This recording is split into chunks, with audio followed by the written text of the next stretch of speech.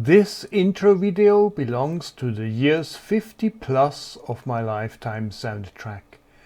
It tells about a piece of music which I already knew from my teenage years and how it sounds played by the excellent pianist Alice Sarah Ott. My first contact with Mussorgsky's pictures at an exhibition was in the form of a progressive rock version.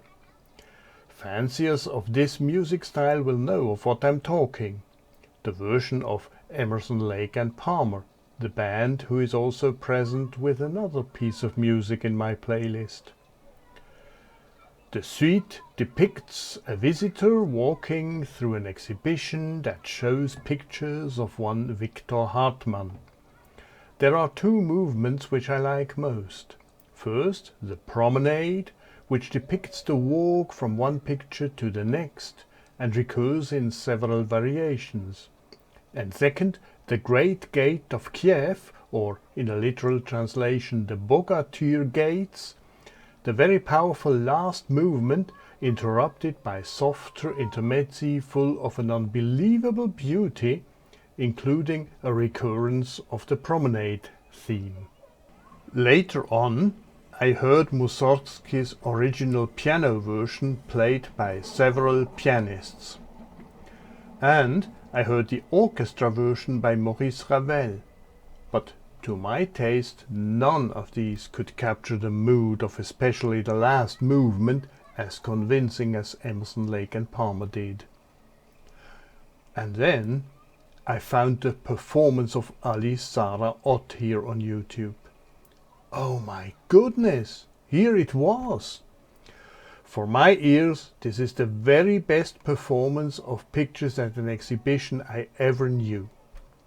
And also for my eyes. Just look at the pianist while she is playing, how she gets totally absorbed in the music.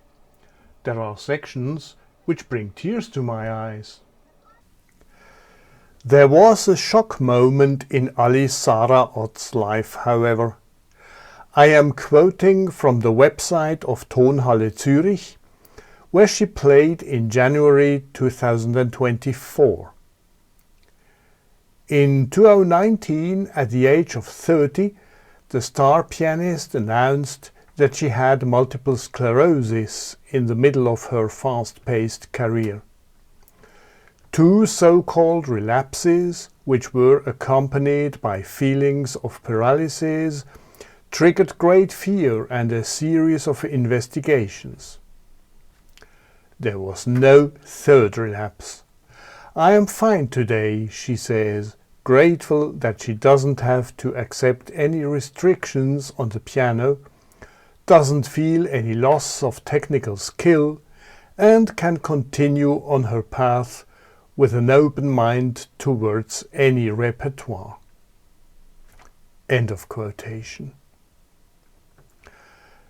By the way, just ignore the encore at the end of the performance from 34 minutes onwards.